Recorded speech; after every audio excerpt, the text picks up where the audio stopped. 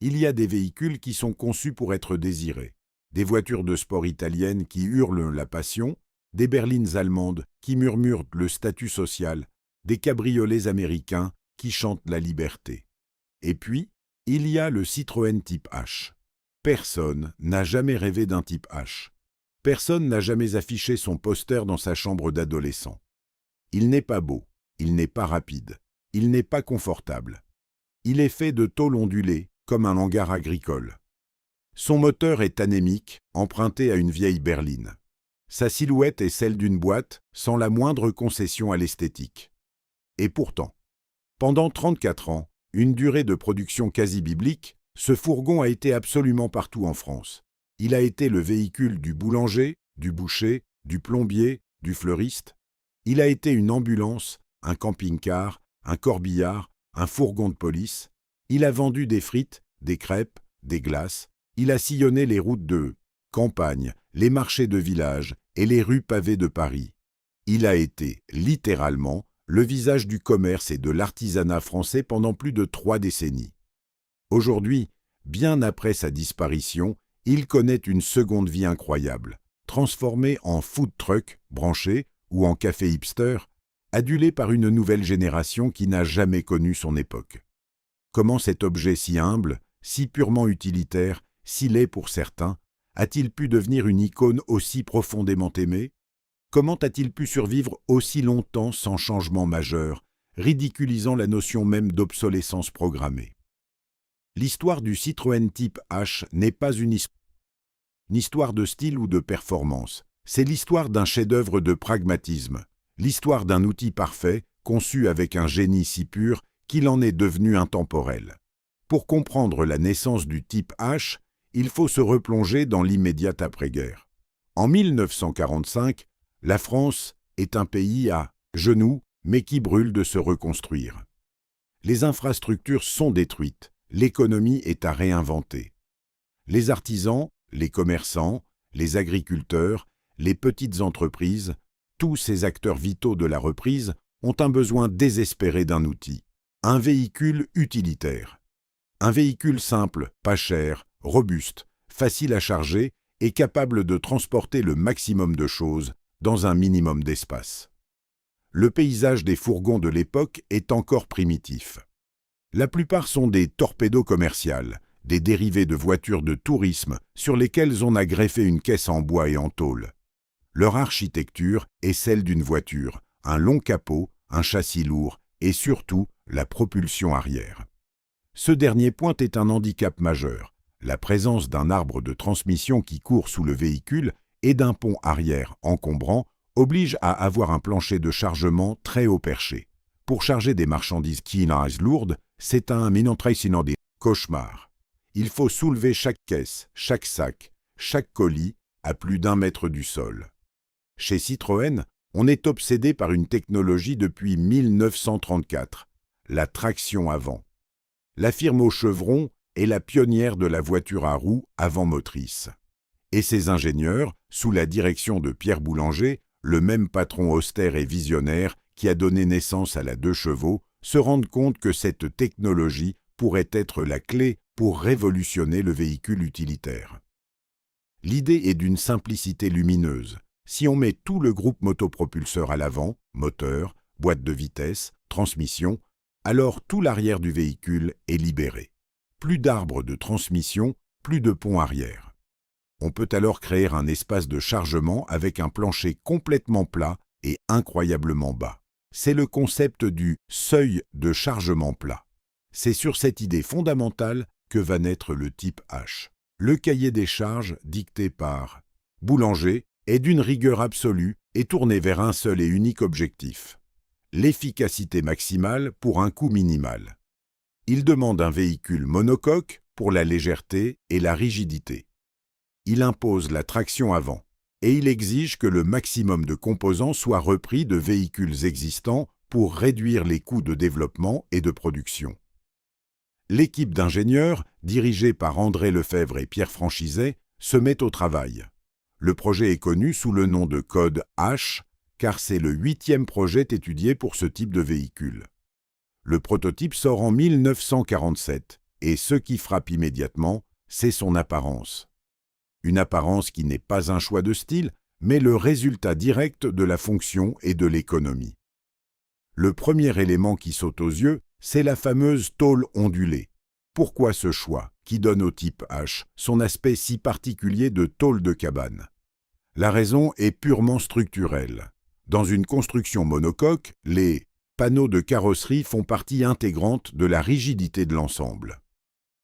Utiliser de la tôle plate aurait nécessité des panneaux très épais et lourds ou l'ajout de nombreux renforts internes, ce qui aurait augmenté le poids et le coût. L'ingénieur Pierre Franchisé a une idée géniale directement inspirée de l'aéronautique et plus précisément de l'avionneur allemand Junkers qui utilisait cette technique pour ses avions dans les années 30. En plissant la tôle, on lui donne une rigidité extraordinaire avec une épaisseur minimale. C'est le même principe qu'une feuille de papier que l'on plie en accordéon pour qu'elle puisse supporter un poids. Cette tôle ondulée permet d'utiliser des panneaux d'acier très fins, donc légers et pas chers, tout en garantissant une solidité à toute épreuve. L'esthétique n'a rien à voir là-dedans, c'est de la physique appliquée. Ensuite, il y a la forme générale, une boîte, mais une boîte incroyablement intelligente. Grâce à la traction avant, les ingénieurs ont pu créer un véritable cube de chargement. Le plancher est plat et à seulement 35 cm du sol, une révolution. On peut y monter presque de plein pied. Et surtout, grâce à la hauteur intérieure d'1,80 m, un homme de taille moyenne peut se tenir debout à l'intérieur. C'est un détail qui change tout. Le type H n'est plus seulement un moyen de transport, c'est un petit atelier mobile, une boutique ambulante. L'artisan peut travailler à l'abri, le commerçant peut servir ses clients confortablement. Les portes latérales coulissantes et la triple porte arrière, un haillon qui se lève et deux petites portes battantes en dessous, offrent une accessibilité maximale à l'espace de chargement.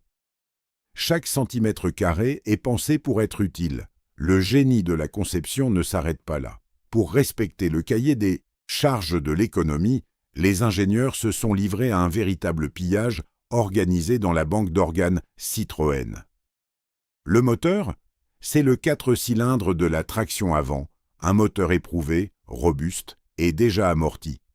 La boîte de vitesse, c'est aussi celle de la traction, mais retournée, avec des rapports raccourcis pour le transport de charge.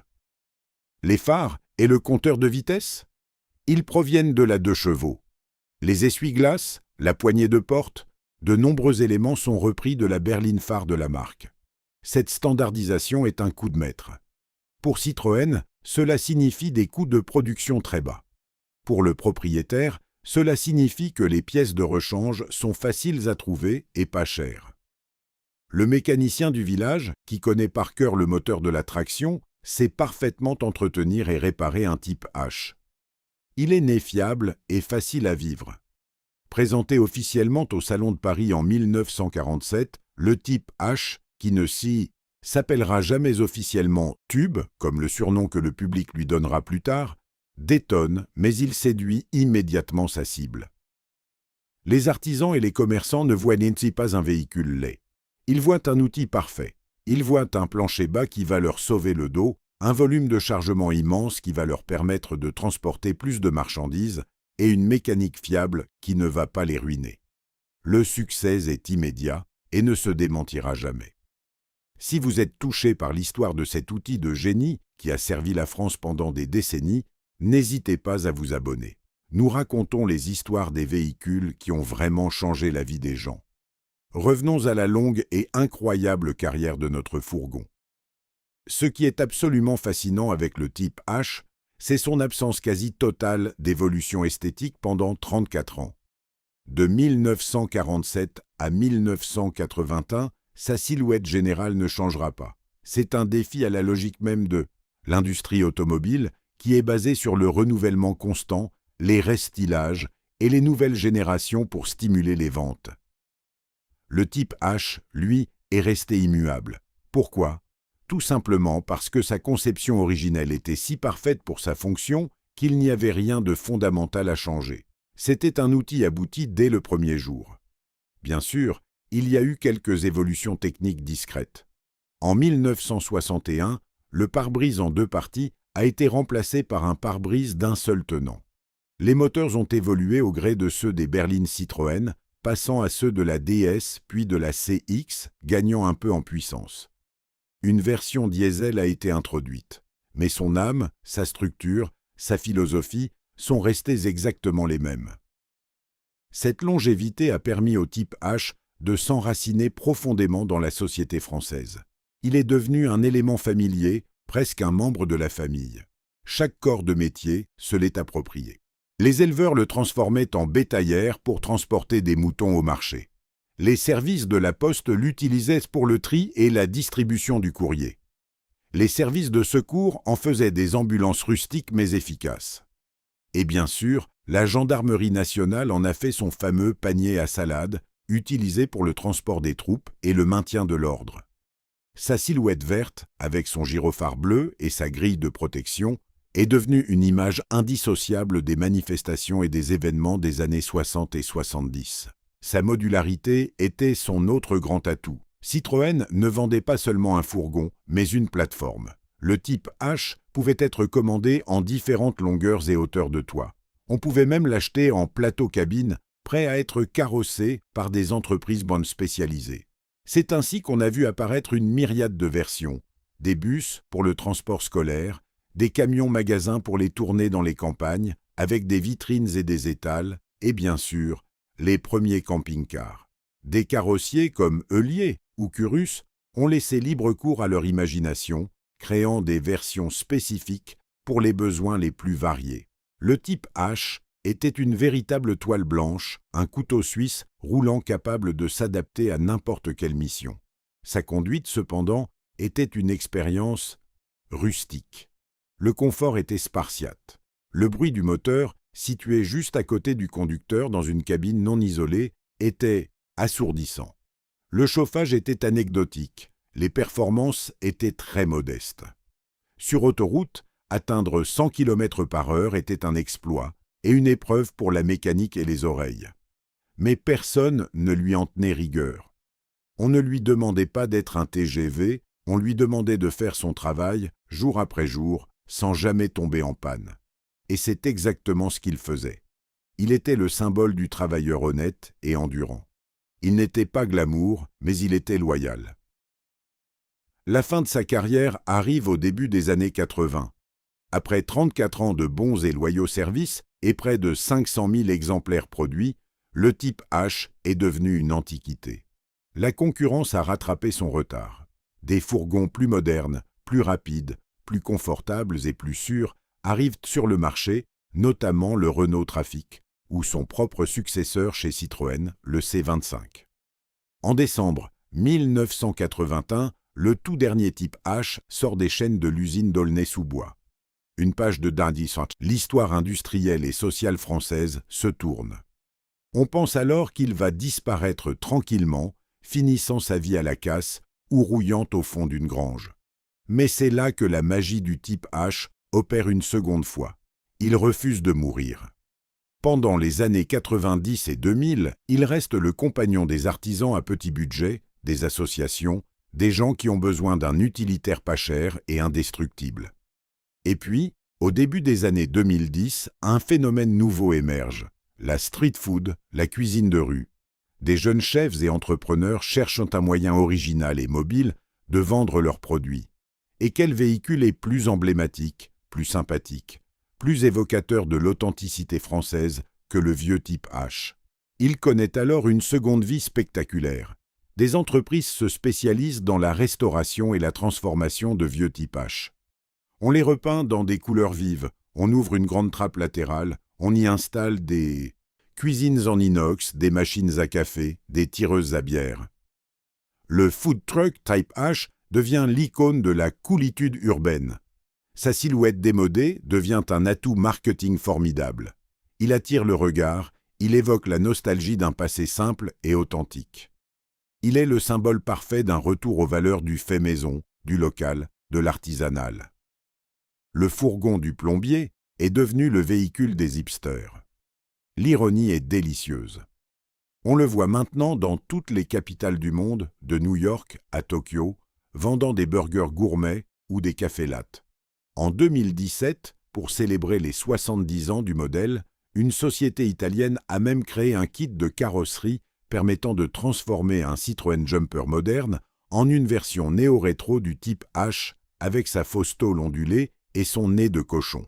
La boucle est bouclée, la preuve ultime que son design, dicté il y a plus de 70 ans par la pure fonction, est devenu une icône de style à part entière. Alors, pourquoi tout le monde l'aimait et l'aime encore? Parce que le Citroën Type H représente quelque chose de plus profond qu'un simple véhicule. Il est le symbole d'une époque où l'on concevait des objets pour durer, pas pour être remplacés. Il est la preuve que l'intelligence d'un design ne se mesure pas à sa beauté, mais à sa pertinence. Il n'a jamais essayé d'être autre chose que ce qu'il était. Un serviteur honnête, fiable et incroyablement malin. Il n'avait pas de charisme, mais il avait une âme forgée dans la tôle ondulée, nourrie par des décennies de travail acharné et qui continue aujourd'hui de nous sourire au coin d'une rue, nous rappelant avec sa bonne bouille que le génie, parfois, se cache dans les choses les plus simples.